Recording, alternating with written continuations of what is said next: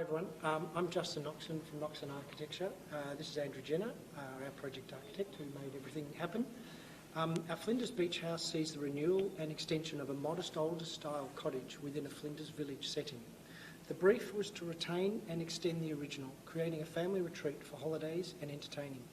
Three key ideas drove the design: cohesive integration of old and new, reconnection within the family unit, and re-engagement with the place which has been within the family for years.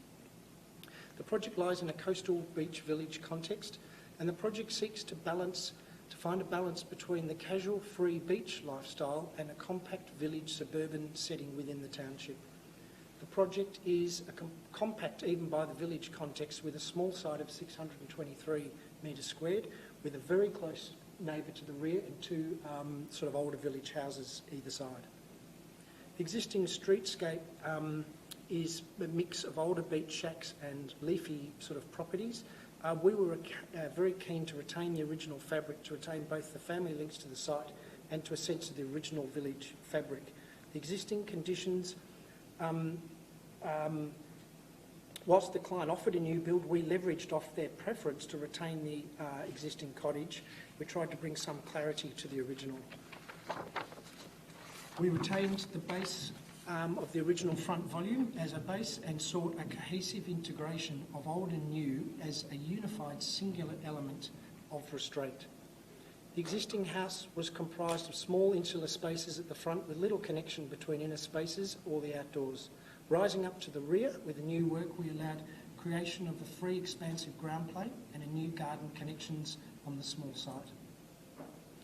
The restrained street frontage gives way to a newly imagined interior and rear extension.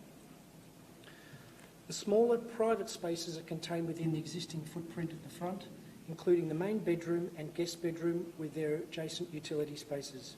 New open shared living spaces are connected in the rear extension, enveloped by a timber deck and connected to the valuable outdoor space. Planning extends the footprint to embrace new outdoor rooms to the north and east, capturing daylighting opportunities. The first floor upper extension caters for a separate casual children's area. Bedrooms to the four corners of the plan optimise personal spaces whilst connecting them spatially and visually through the central void. The planning generally embraces the morning and northerly light and the treetop aspect. The central void rises within the heart of the extension, connecting and unifying the upper and lower spaces. And this void is something of a spatial hinge or pivot within the volume, connecting and linking in both plan and section. This void is carved out of the rear space and rises to frame an existing native willow myrtle tree and lets in dappled morning light. The void frames the central dining space, celebrating the quintessential holiday long lunch ritual with family and friends, and is the heart of the house. It also connects the upper level children's bedrooms and breakout spaces to that communal family space below, while still allowing everyone's sort of retreat and privacy. Operable skylights offer ventilation to moderate the thermal environment, and the upper level contains a children's study area, two bedrooms and a separate living space with family bathroom, and they all retain a connection around this central linking void. The solar access, we sort of studied that with the new expansive, with extension, creating new expansive windows at the lower levels, letting generous amounts of morning and northern light into the shared living spaces. And the new extension celebrates the daylighting opportunities, inverting the old cottage layout and bringing new daylight and amenity and aspect to a previously dark, introverted cottage. The openings around the void ensure an animated passage of daylight throughout the day.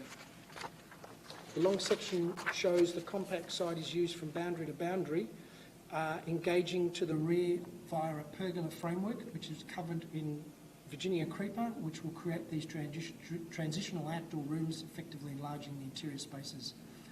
Selectively placed upper level windows celebrate the window myrtle and surrounding treetop aspects while retaining privacy for occupants and neighbours. There's permeability at ground level to the north and south boundaries, with new mesh fencing and green wall planting to the boundaries. The enveloping pergola element stretches to the boundary, creating a green wall and roof veil to the north and east. Openings allow playful interactions across the void, through the offset operable hatch windows in the children's bedrooms. These allow young children to grow into their new independent spaces while remaining open and connected to the family. The green mesh boundary fencing on the side boundaries prevents looking into the adjacent properties, particularly on the north and the south, whilst extending the internal footprint. Casual coastal planting around the house contributes to its character and setting.